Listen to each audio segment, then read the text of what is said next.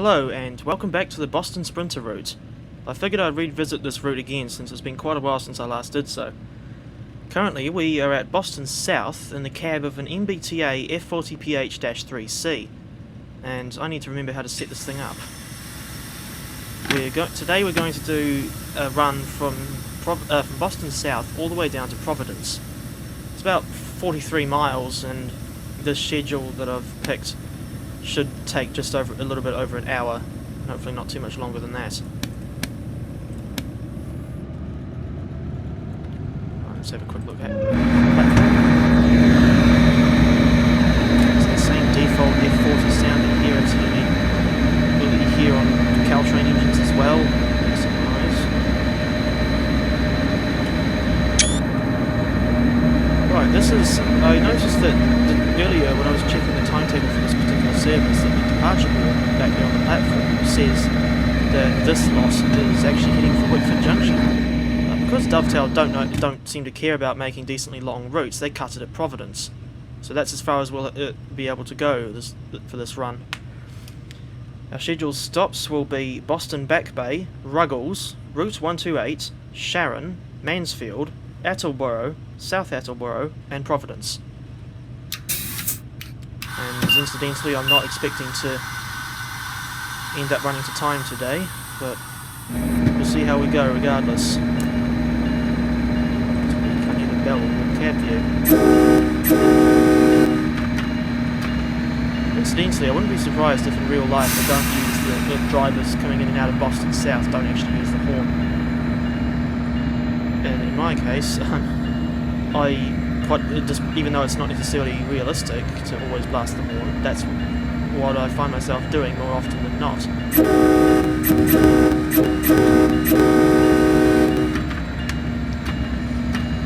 And of course, off to our left there's a rake of Amtrak and fleet coaches.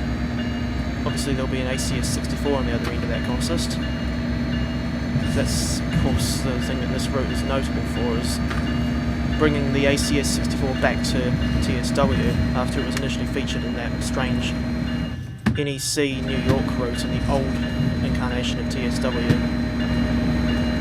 The first thing I've noticed so far is that the frame rates aren't too bad.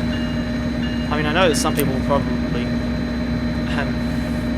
find averaging between 30 and 40 FPS to be, I don't know what the right word is, but to find it a bit naff perhaps.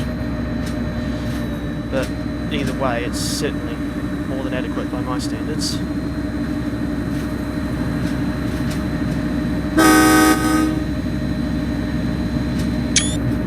Now, as we leave Boston South, we are of course stuck at this 10-mile-an-hour speed limit.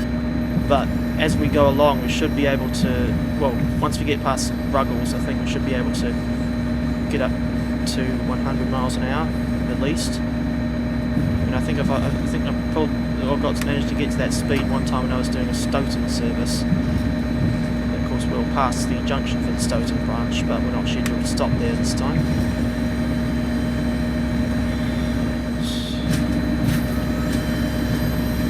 It does look a bit silly when there's no double-decker MBTA coaches in this pack.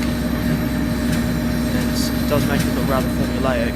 Well, not necessarily formulaic, but just boring and repetitive when all the MBTA consists in this route are just this one locomotive and 5 coaches.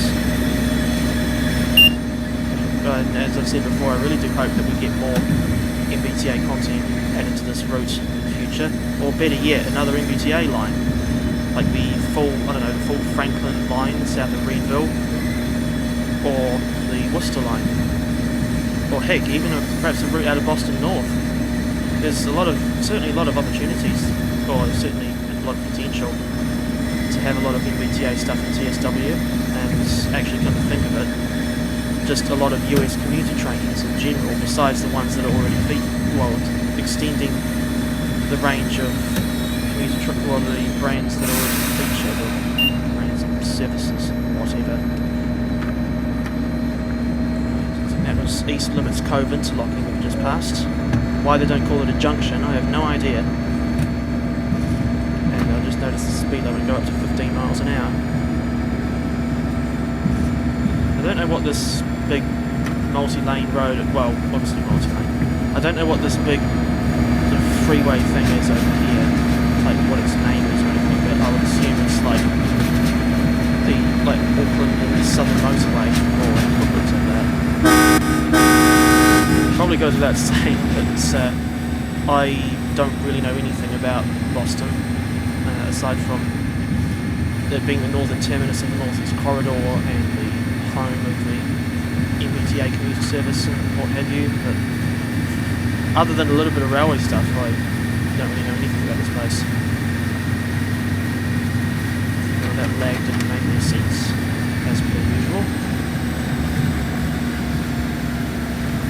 Here we go again.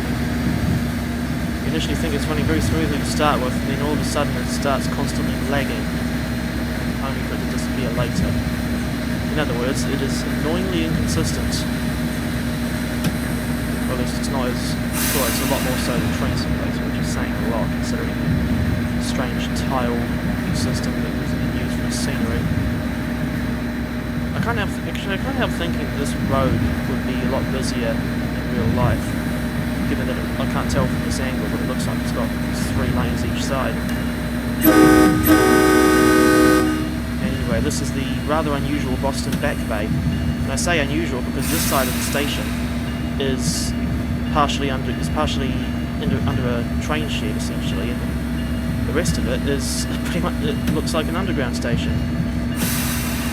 And yet they get diesels going through here. And I would have thought there'd be some sort of ventilation system in place, kind of like what Auckland's Britomart station had before the diesels got booted out, replaced by electrics.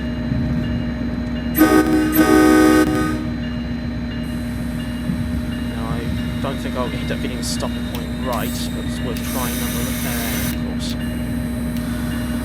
Yep, that's utterly stupid, completely and utterly pointless action point system again, proving just how unforgiving it can be, or rather how unforgiving it is.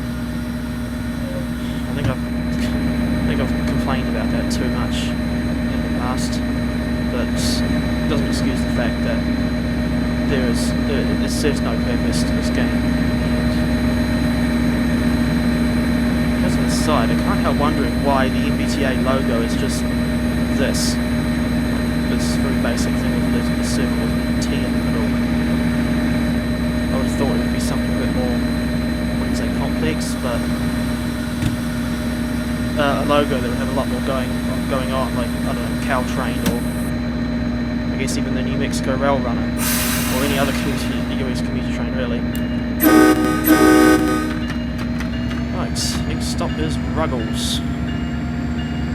Now, I think in the sometimes where I've done this particular section in the past, I do seem to recall I just about made it in time, but for the life of me, I've got no idea how a diesel locomotive like this, where the acceleration is nowhere near as good as an electric, is said to be able to complete this, or expected to cover this section just over a mile in less than 3 minutes. And that's not counting the amount of time it obviously takes to accelerate to line speed. Which means that I'd be surprised if MBTA ever electrified their network. It's actually, come to think of it, that's something you don't see too often in the US, is commuter rail networks with electric multiple units or locomotives instead of diesels.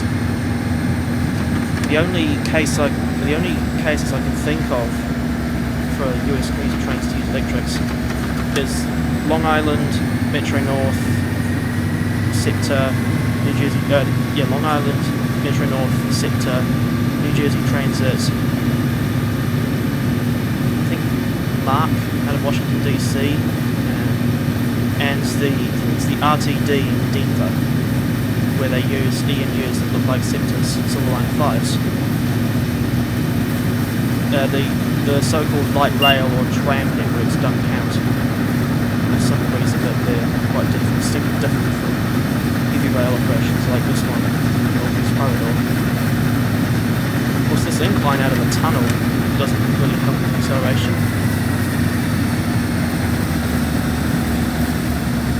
So I did initially say, or at least I recalls saying that I was probably going to end up running late.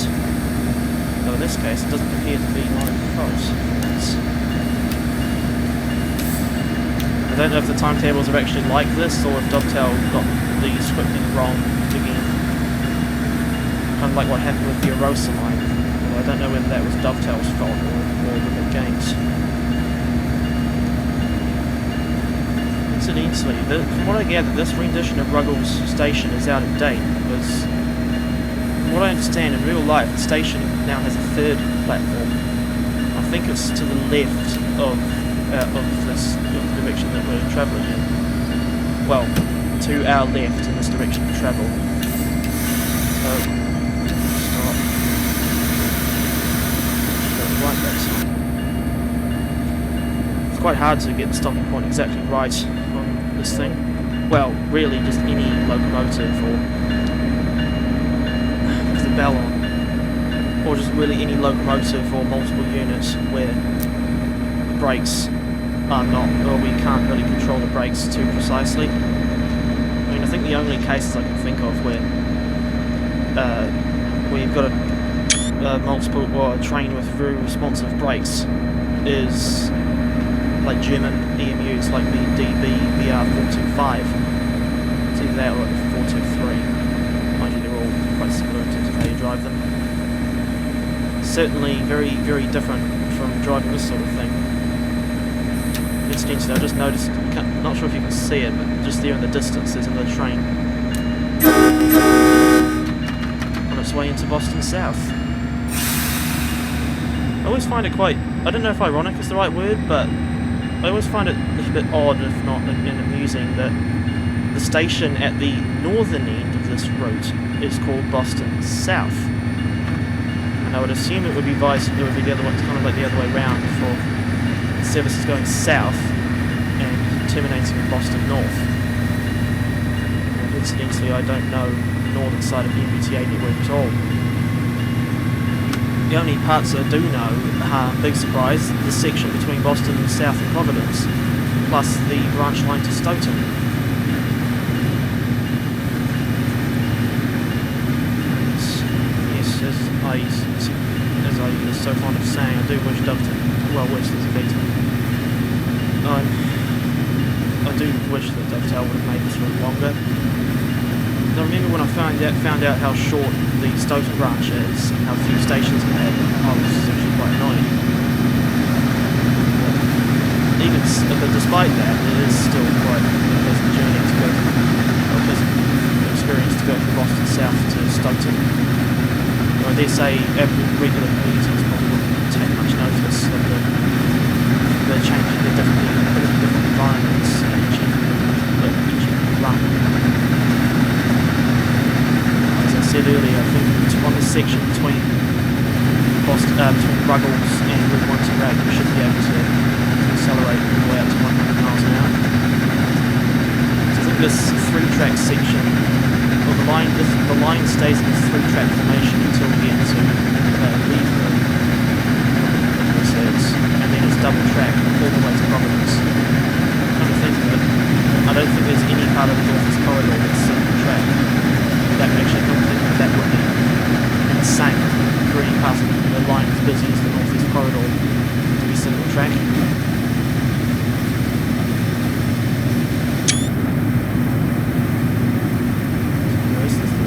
Just notice the speed limit. What it's saying is the speed limit 90, but I don't drive with this ATC or ACS enabled because the way it's, or at least this is mainly from experience from the Long Island Railroad, but usually I find that the dodgy scripting on this device means that you have no chance of completing a service on time, because more often than not you're stuck. Quite often from very long sections you're stuck crawling at like 15 miles an hour. I have no idea how or why it's set up that way.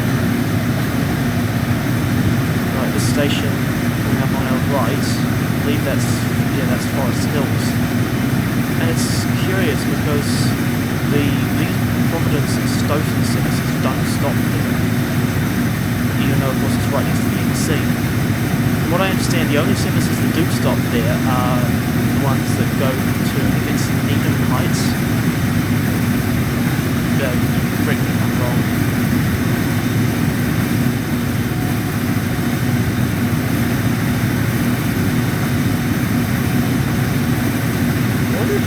Been able to get up to like the speed limit will past 100 along this section before it was electrified. One thing I know about the history, probably the only thing I know about the history of this section between Providence and Boston, is that despite being on the northeast corridor, it wasn't electrified until what, 2000? So the catenary masts along this section look an awful lot more modern than like the old Pennsylvania Railroad era masts between, say, New York and Philadelphia. And I think one of the few good bits of detail I remember from that old New York to Philadelphia road train set is that it does have the old-fashioned Pennsy style catenary.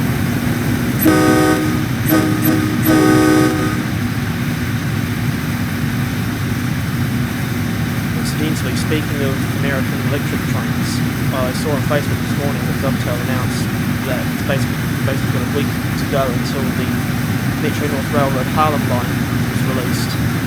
Well, I'd say Harlem line, but it's only like the first 24 miles of the route. Because clearly Dovetail are very, very afraid of daring to make routes longer than 50 miles. In other words, it's very annoying that I'm well pissed that they're only including 24 miles of an 83-mile route. But anyway, I think I've already pre-ordered the route, and as I said in the community post this morning, or earlier today, when I'm recording this, I will still be getting the Harlem line, making some videos on it. And if anything, if I'm doing basic gameplay videos like what I'm doing now, I'll probably end up launching into an unscripted rant over how annoyed I am over what Dovetail conveniently decided to leave out. Anyway, this station we're passing through now is Hyde Park. Not to be confused with the Hyde Park in London, of course.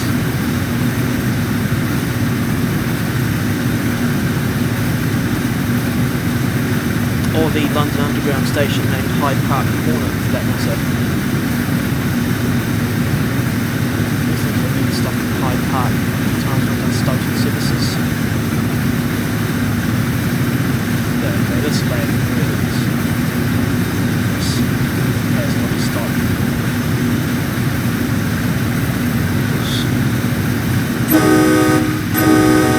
Right, that looks like there's a train coming off the Franklin line that's waiting for us to pass by before they can get their turn to go onto the main line. Over there on the high level platform there's another F40, well, F40. From what I understand, these F40PH-3C locomotives were rebuilt from, what is it, F40PH-M-2Cs. I know they're not, I know that these engines have served MBTA throughout their whole lives.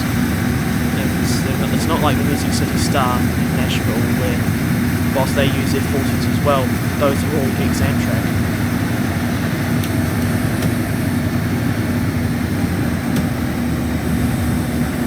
Right, well you would have just seen earlier that we were just able to very, very briefly break a ton. Which I always find impressive considering that we're just a diesel locomotive. By saying that, don't these F40s have like 3,000 horsepower? Somewhere around there? I seem to recall that's what I heard about when I was researching the Music City Star, except that is those engines back then, they were essentially still the base F40 version, but with modification to run push-pull service. Because I don't think Amtrak ever used or ever ran their original F40s in push-pull service. I mean, they probably did, but I just don't know for certain. They certainly wouldn't have been on as regular a basis as these commuter engines. Providence. Of course, we're coming out on Route 128, and I've realised I'm probably still going a bit too fast. I don't know about you, but I swear I can hear the engine revving up. If anything, that's probably something to do with dynamic brakes. So I just realised that this thing's probably got... come on. This thing's probably got head-end power. And is that it? No, that's pump brake. There's train line setup. No idea what that's about. I know that there's the Metra F40PH-3C and train simulator that does have a working head-end power control, or like control knob on the back of the wall of the cab, where if you put that, if you flip that thing on, it'll rev, the engine will rev up to full power and essentially stay at full power throughout the whole run. And it will sound like, the locomotive will sound like it's on full power the whole time. Yeah, I've got no idea what... Wait a minute, I just realised something. I wonder if this... I don't know for certain, but I wonder if these rebuilt F40PH-3Cs have got separate head-end power generators. Because I know that there are some F40 variants, in particular those on Caltrain, that do have separate HEP generators. Except in those cases, the rear long hood, the back end of the long hood, or the bonnet, whatever you call it, is extended so that it essentially removes the rear walking platform. I know for a fact that the Caltrain F40s have that alteration. And I'm mainly saying that from looking at real photographs, not seeing them in TSW. Speaking of which, that Peninsula Corridor is, for the most part, one of my favourite US routes, although I think I've only got 5 of them. But the reason why I don't generally drive Caltrain services, let alone record them for videos, is because the route is, I think it's 47 miles long from San Jose to San Francisco, and it takes over like a little bit. Usually, it always takes at least an hour to complete a full run, and even then, the fastest service you can get along that route is the Baby Bullet, but that, in the grand scheme of things, still isn't particularly fast. If you're taking like a limited stop or a local, it's even worse. And although saying that, it's more or less a similar experience in terms of how long it takes to driving this run from Boston to Providence. Of course, you can do this run a lot faster with the ACS-64. Heck, I think usually I've been able to complete that run in like less than, just under 40 minutes. Mind you, that's partly to do with the fact that primarily to do with the fact that the ACS-64 can and often does hit 125 miles an hour. Although I think the only section that can really get up to that speed, if the top speed thing, is on this one here between Route 128 and Providence. Although I do seem to recall I once tried to get an ACS-64 up to past the ton north of Route 128. Not straight out of the station, of course, because that would probably result in a lot of wheel slip and a very uncomfortable experience for passengers. Especially since the ACS-64 was only found out earlier today. Those things have got like 8,200 horsepower, which is just, I just find it insane. If anything, it just goes to show you just how far technology has come. Because if you think back to like the Union Pacific DDA-40X or Centennial from 1969, that locomotive had 6,600 horsepower, but needed 2 engines to pull that off. Although you just realise that it doesn't make a lot of sense comparing a diesel to electric. But I'm trying to think of any electrics that have like similar power output to the DDA-40X. I do remember like the Amtrak's HHP 8s, I know about them, and those things, I think they've got a similar power output to the ACS-64s, possibly even more powerful. But the thing I noticed, I remember seeing with the HHP-8s, is that they were prone to some serious wheel slip, kind of like those strange triplex engines that were tried on the Erie Railroad and the Virginia Railway in like the 1910s. So, I'm not entirely sure what Siemens have managed to do with the ACS-64s to make sure they don't have that same wheel slip issue. So,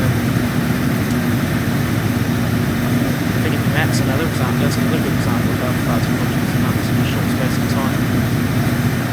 Of course, the HHP-8s, they didn't even last like what, didn't even last 20 years on the NEC. But as an aside, this is the junction, the Stoughton branch, otherwise known as Kenton Junction.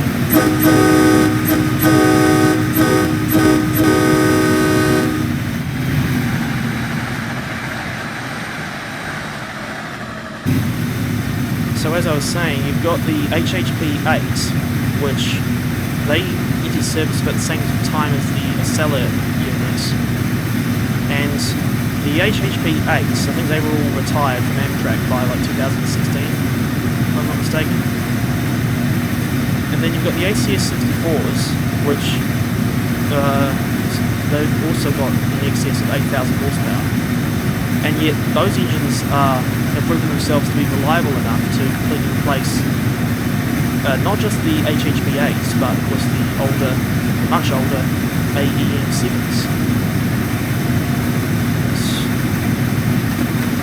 It is actually cool hearing that there was at least one AEM-7 that got reserved, besides not counting the two that Caltrain bought. Speaking of those Caltrain AEM-7s, I don't know what they'll do once the Stadler KISS units start running. And that's, going back to this thing with the Peninsula Corridor route and TSW, that is now sort of outdated, seeing as, well, it essentially depicts how the Caltrain line was before the electrification started. Right, now due to Providence at 12:54 in the game.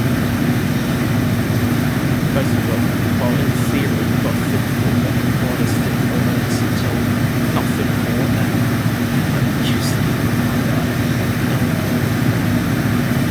but because we're running late, it'll probably be like another 38 minutes until we're done.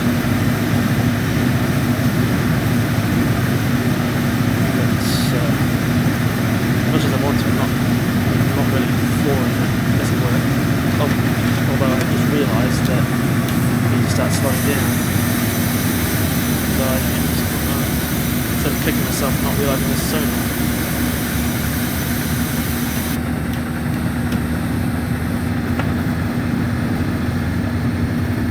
Unlike Boston Back Bay, well, I guess even Boston South, these local stations south of Route 128, and well, south of Kenton Junction rather, in my opinion, they're actually quite unremarkable. And yeah, they all look pretty basic, especially this one, where it's just what looks like an old station building on one side and mostly low-level platforms taking up most of the area. What I find a bit odd about a lot of MBTA stations is this short section of high-level platform at one end. And I know it's to do with wheelchair access, but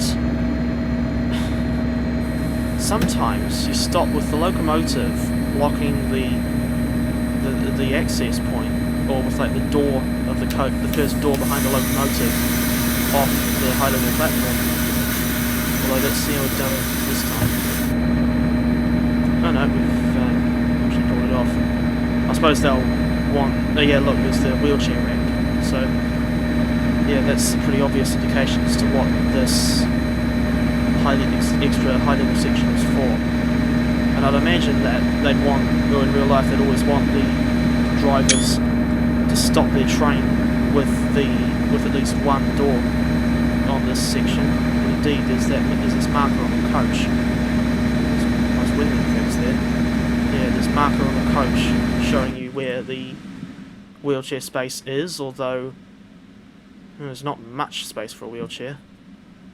And I would assume that on this is a, I don't know what's behind this door, but oh, it's not a toilet, because look, those are keyholes, and you don't see those on toilet doors, I don't think. Right, Class DEP-3C. I would assume that's what MBTA calls these things, but there's their proper designation. Also, this builder's plate, that's a small texture patch, I believe. This wasn't present by, well, as standard, obviously due to these licensing deals, and we couldn't use those logos. And in that case, I'm pleasantly surprised that Dovetail were able to get a licensing deal with MBTA. Mind you, I don't know how you could do a Boston route and not include MBTA. That's like doing the Harlem line, which is including about 11 miles of the New Haven line, and not including the M8. Oh wait, that's what Dovetail are doing. Twits.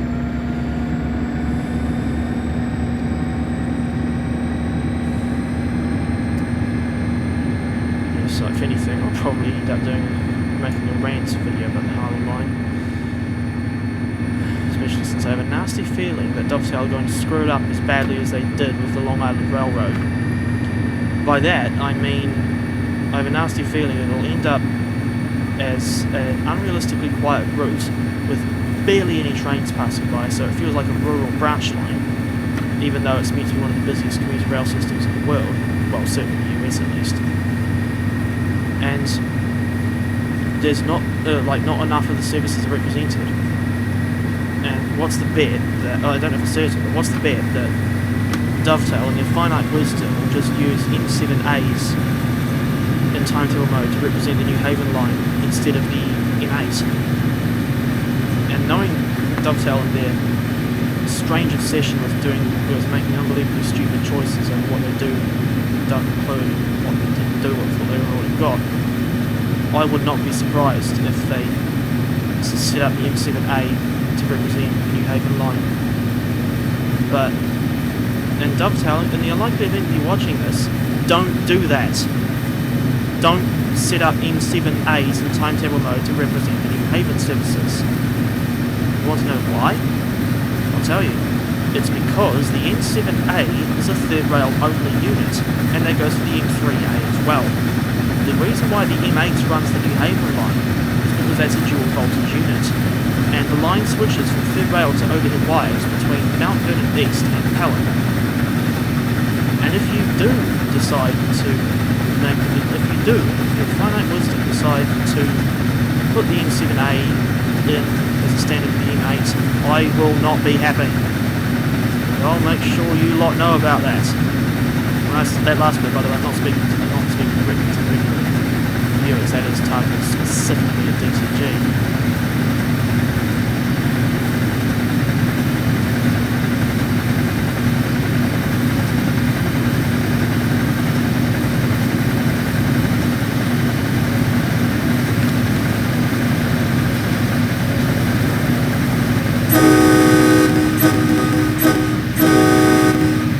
Here's something I don't recommend real drivers do. Get out your seat while the train's moving. I know that's a stupid thing to do, but I don't know why, even so I still don't know why I find that amusing. What's that isolation switch? I wonder if that's got something to do with starting movements and it means to start up the locomotive. I'm just going to mark the light controls, although we call them tail lights. So I'm not sure why the Americans always call them marker lights. Also, what's this thing between the number boards? I mean, it sort of looks like a bell, but I can't see anything in it. You can't really see up there, so I can't see if there's a clanger, or I call them clangers, so that's what it's actually called. US diesels have got bells under the frames, like behind the front bogey. That's the other thing, that I just don't know what a lot of these tiny little bits of detail do, or like what they're for. I mean, obviously there's a cut there, what looks like a plough. I wonder if this plough is going to be like the modern equivalent of a cow catcher.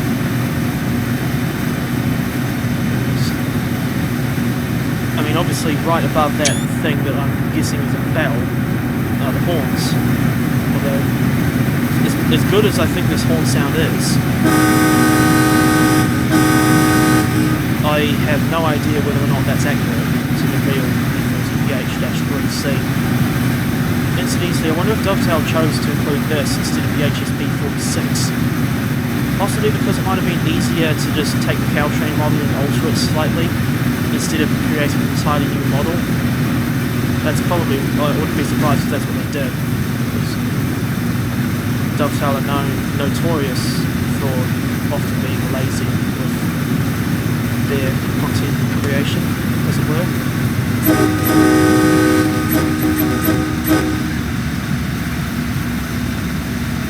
Right, I just realised I was about to break the tongue, but then I realised that since we're less than 3 miles from Mansfield Station, that would be kind of stupid to try and break the tongue. So I think I'll probably leave it. I'll go another mile before, well now basically 3/4 of a mile before really starting to slow down. I wanted to be pretty at grade, but 1, 2, 3 now. Although that sort of gradient is basically nothing. Either way, I don't want to take any chances with this. Especially since these things don't stop anywhere near as quickly as the German here and here. And even those don't stop in instance.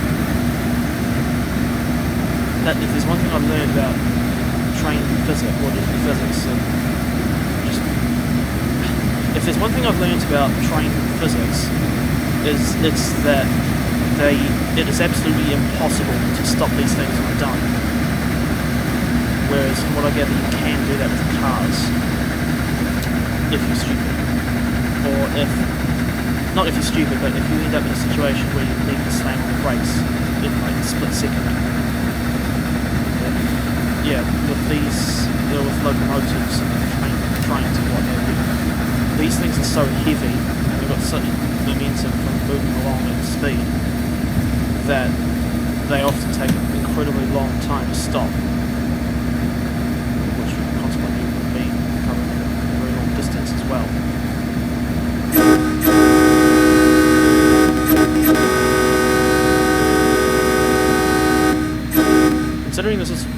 Considering the service we're driving is basically a midday service, I wouldn't be surprised if a lot of these cars, and I guess they look like utes and SUVs as well, I wouldn't be surprised if a lot of the people that have driven those in have like drove into the station in the morning and went into Boston to work throughout the day.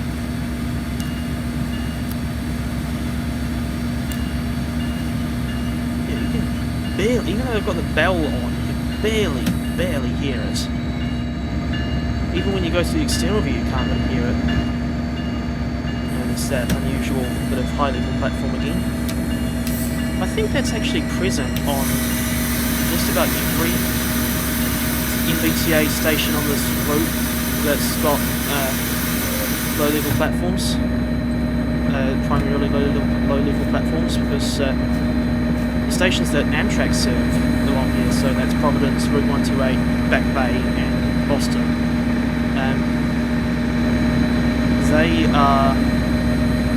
Those all have high-level platforms. And then I think the ones that are exclusively served by MBTA, so like Mansfield, the two on the Stoughton branch, they're primarily low-level platforms. And I have already realised that we've stopped too far short. Although, somewhat, well, just remember that it's really odd how there's no, despite how long trains in the world has been out, Dovetail have never added any representation of people in wheelchairs. And I'm not one of those obsessive activists. I'm just simply pointing out the fact that we've never seen any depiction of people in wheelchairs in this game. And in some ways it does look a bit unrealistic. Right,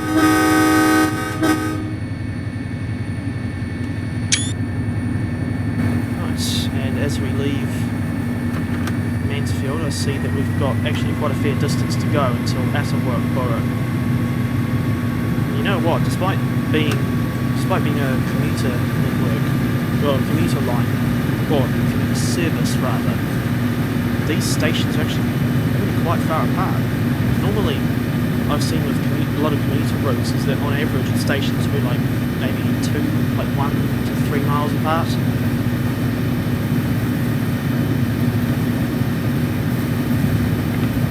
And on some like S-Bahn and especially U-Bahn lines in Germany, you'll find that more often than not stations are less than a mile apart, which is, when a mile is equivalent to I think 1,600 metres or 1.6 kilometres. I'm just bringing it up because I know that Germany doesn't use the imperial system, only metric. Meanwhile, the US is the other way around.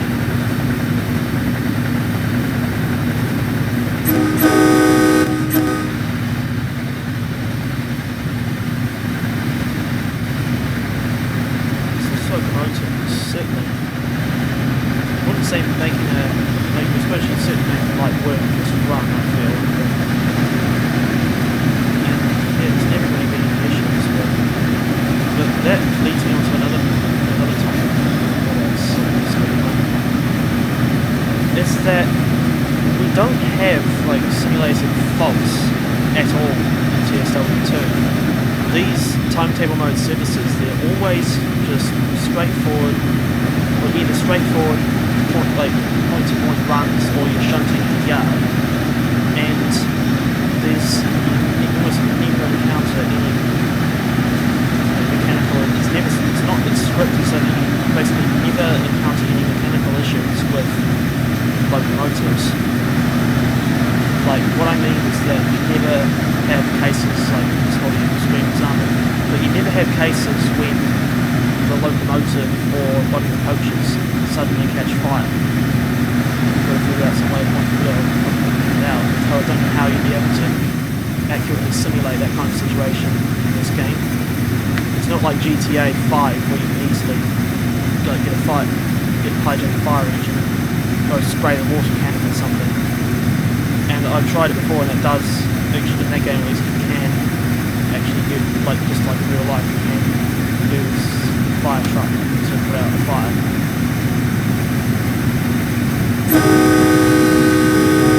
Although I'm not sure why come to think of it, I'm not sure why I'm comparing GTA 5 to Train Sim World 2 when those two games are almost nothing alike. Probably the only thing they've got in common is that both have representations of railway systems. Although in GTA it's very, very basic. And the fact that there's any representation of railways in that game is a pleasant surprise to me. Mind you, they're not the main focus of the game. That's completely understand.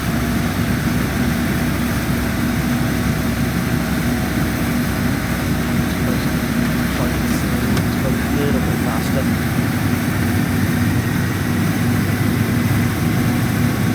So I think we've got to the point where it's probably not worth trying to get up to or past 100 miles an hour again. That goes, well, I suppose that'll still be the case once we get south of this next station. And as an aside, as much as I enjoy this Boston Sprinter route, I do find it I always find it disappointing that there's just not really a lot to do on this. Especially when there's only, 12 stations in total that the MBTA trains serve, and just 4 for Amtrak.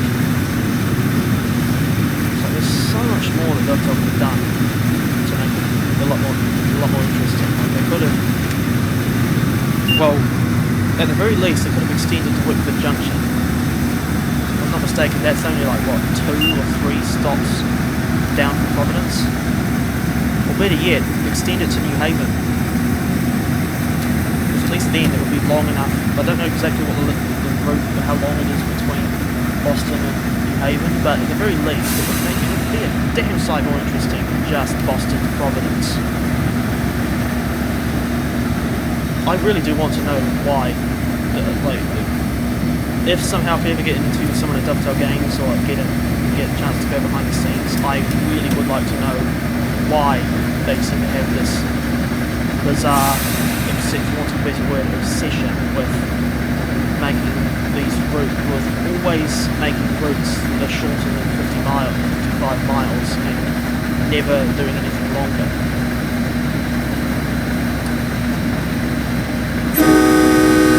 And even then, it's very rare to get a TSW route that's as long as 50 miles. More often than not, they're at the average between like 20 and 40.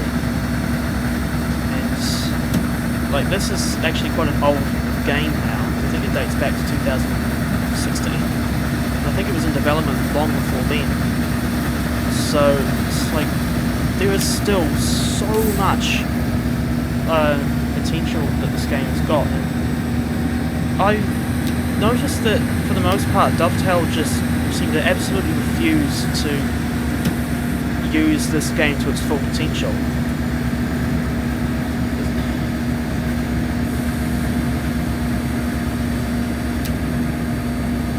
Like, Dovetail Games is just such a confusing company in so many ways.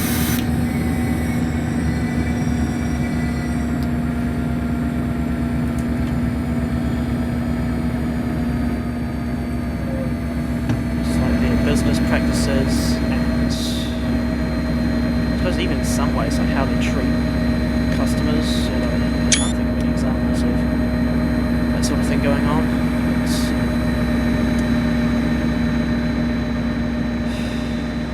Like a lot of these TSW products are actually quite underwhelming in some aspects.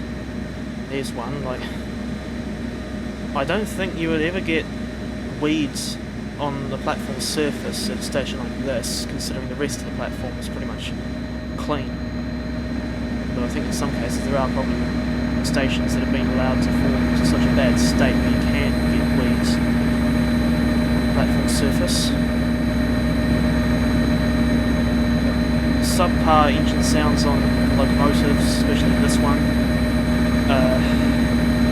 Routes that are far too short and too many missed opportunities. Sort of business model they've got is just like, when is it going to end? When is Dovetail going to stop being such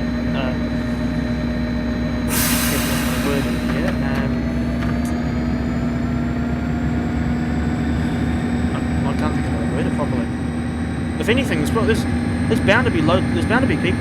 I know that there's people out there, and I don't know exactly who, but there's definitely people out there on YouTube that could do a much better job of pointing out, of constructively criticising Dovetail games than I ever could. But generally my opinions on them as developers, minds, are very, very low, as it were. I'm sure they're fine as people, but just like personality-wise, but in terms of developers and business people, they really seriously need to rethink their practices.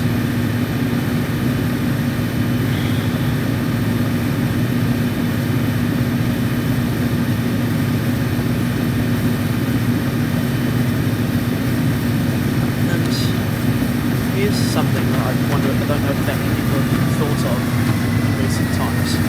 Multiplayer. If you cast your mind back to that strange TSW reveal, whatever it was, the beta reveal, whatever it was, 2016, which was essentially just a cringe compilation with poor green screen effects to make it look like the staffers were actually in Marseille Saint-Charles to the point. I still remember very distinctly that Matt Hiddleston himself said, and I quote, "There absolutely will be multiplayer in Train Sim World," yes. And this was basically 4.5 years ago. The game has been out since, I think, March 2017, so it's basically now 5 years old, and we still haven't got multiplayer. What is going on there?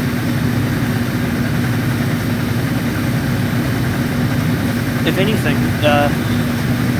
it might be worth trying to not trust Dovetail when they do these sorts of promises. Although, that's not to say they're entirely bad. Like, credit where it's due, they have done some things to try and make this game a little better, although they don't release updates too often. And I think one of the best things they have done with TSW recently is the launch of the Creators Club. Which means that people the players can finally download and share custom liveries that they've made, like in a very easy way. Because I know that before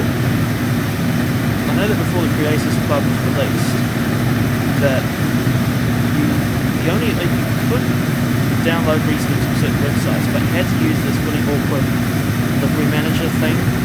And I tried that once, and it was so complicated and hard to understand, and you give German signaling to run for its money.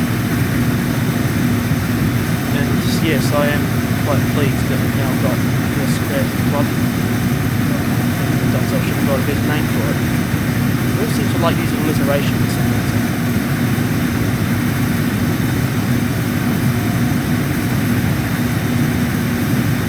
And I do think that for the most part, Dovetail do quite a decent job with TSW, but the same can't be said for Train Simulator for the most part. Look at the plus 700 in its default state. Like, even though I didn't necessarily mind the 700 in its default state, I still can't quite believe that Dovetail Games actually thought they could get away with releasing that train in such a piss poor state. Unless they know about Armstrong Powerhouse by now, so I wonder if they deliberately released the 700 in that awful state, knowing that Armstrong Powerhouse would come along actually relatively soon after the initial release and bring out an enhancement pack for it. I mean, I don't necessarily have a problem, for the most part I don't really have a problem with Amtrak Powerhouse, but at the same time, like, these trains should already be good quality when they're initially released. Shouldn't have to, and this is the other thing, this enhancement pack for the 700 costs more than the base add-on, and either way you're still having to fork over quite a lot of money just to get a good and decently drivable rendition of the Desirous Cities Train Simulator. Generally you don't get that with TSW, of course. It's generally the initial release, the sounds for most locomotives, or sounds and physics and features and functionality or whatever, on a locomotive or unit in TSW, they're generally a lot better than in Train Simulator, but sometimes the sounds are quite lackluster. Like, as I pointed out earlier, I alluded to earlier, I don't particularly like the engine sounds on these F40s in TSW. This is unfortunately from memory, this is unfortunately reused from the Caltrain F40PH-3C and I've left the bell on here. That's the problem with the bell, is so quiet, barely hear it. I don't know if that's surely bells on real locomotives, especially commuter ones, surely they're not this quiet. Well, not quiet.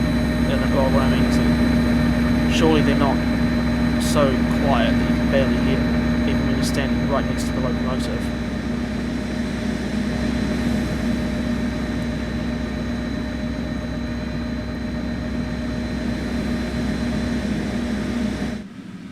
Despite the many problems with TSW and how much I don't like Dovetail Games' business practices, at the end of the day, like for the most part, it is still quite an enjoyable.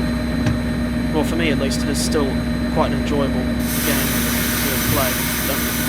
Comfortable performance simulator, to be honest. Hello, the 662, the special Phase 3 TSW advert engine. So I'm going to try and get quite far ahead to get a decent screenshot.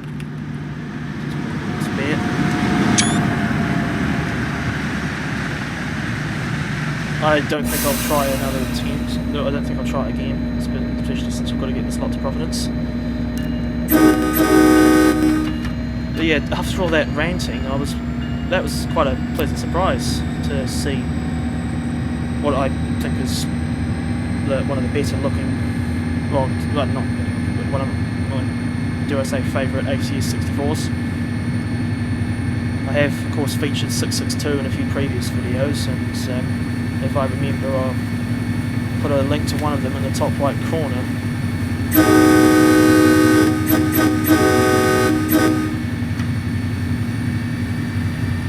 Right, got basically 5.5 miles to Providence, but I don't, even though it looks like it's allowing us 5 minutes to complete that section, there's no way we're going to get there on time. Especially when we're accelerating as slow as this. And this is 60 mile an hour speed limit, just under a mile, so I don't think we'll be able to get up to anywhere near 100 miles an hour in this last section. Although I suppose it's better to be late than never arrive at all. In other words, I'd rather have the train service run late than cancel.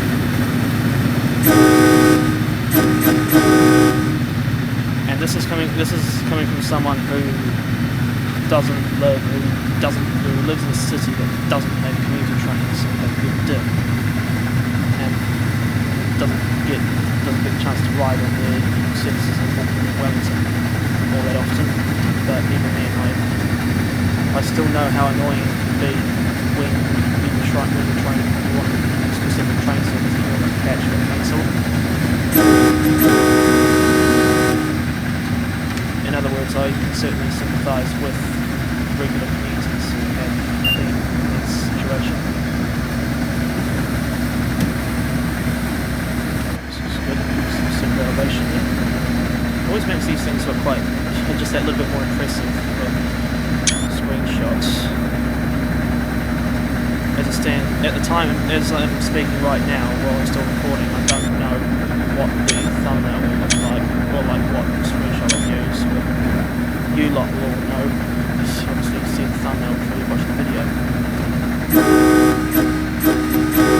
I dread to think what would happen if, well, I suppose it would be pretty obvious what would happen if you went round that curve faster than 100 miles an hour. It'd be like Frankfurt Junction all over again. What are these, hang about, what are these things? I don't know what to call them. I don't know what these things are, like what to call them or anything. It sort of looks like the thing that would wave, like you brush your hand across the top of it and it would flex back and forth, but you wouldn't want to do that on a railway. That's for sure. If anyone knows what those things are, please do comment below. I'm quite curious. Despite looking nothing like AWS magnets, what you see in the UK, that's what those things reminded me of. It's just this random siding essentially going to nowhere. If anything, that looks like some old industrial site that's abandoned for whatever reason.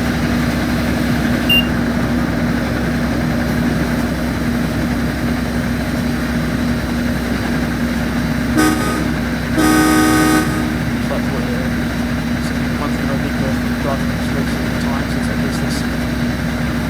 local yard not too far from Providence, although I can never remember what the yard's name is. I think for the most part it is a CSX yard, as indicated by the presence of these GP38-2 locomotives. Those are from the Sandpatch Great route, if I'm not mistaken.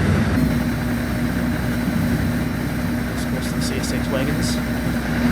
Now, considering that you occasionally pass these sidings where there's all this CSX rolling stock, and you even see those locomotives stabled there as well, here, as well as further back in the line of Ruggles. Why are there no timetable mode services to let you drive the CSX equipment on this route? Like, surely there would be some freight services on the section between like Providence and Ruggles. I mean, obviously, I don't think we'll ever get any freight services in and out of Boston South, but even so, it would still. I mean, it's obvious that I don't think Dovetail will ever extend this route.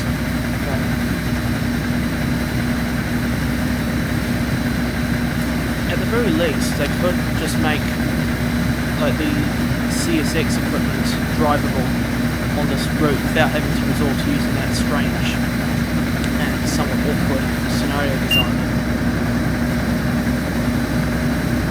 If anything, it should be upgraded to be as advanced, well, not necessarily advanced, but it should be upgraded to the same level as the scenario editor and train simulator.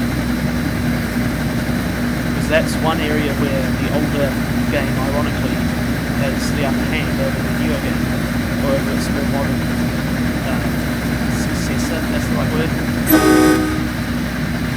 Because in the scenario planner and train simulator, or either way, when you make a scenario and train simulator, you have so many more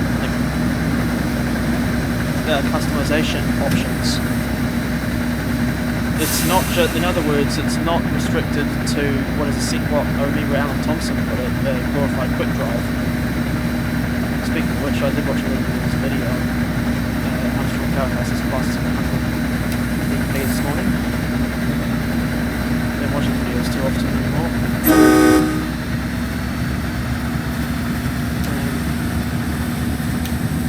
And like in that, more specifically with that train simulator scenario editor, you can select. There's this thing called an object set filter where you can select like different, like specific add-ons that you want to use in the scenario, and it's sort of that option with TXW, but it's not as refined. And you can determine, you can actually, you're not just restricted to using a simple menu screen to place the engines down at certain spots. You actually load it up into the route, and you can choose exactly where you want the locomotives and rolling stock or multiple units to be. And you can also assign like specific instructions, like pick up passengers, drop off, uncouple, stop at, go via, all these different like specific waypoints spread throughout the route. You basically don't have any of that in TSW. I don't know, I mean, I have just thought about possibly doing a video like comparing these scenario planners, these two different scenario editors, but that'd probably be too much work. Even though saying that makes me sound like a lazy prick, but that isn't the case, to be honest. At long last, we are arriving in Providence, 43 miles south of Boston South.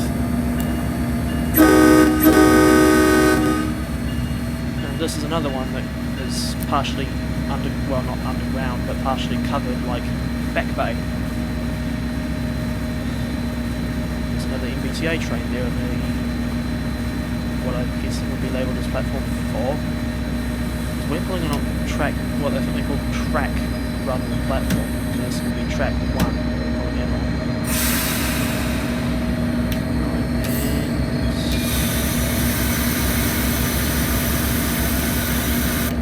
Stopping point for once.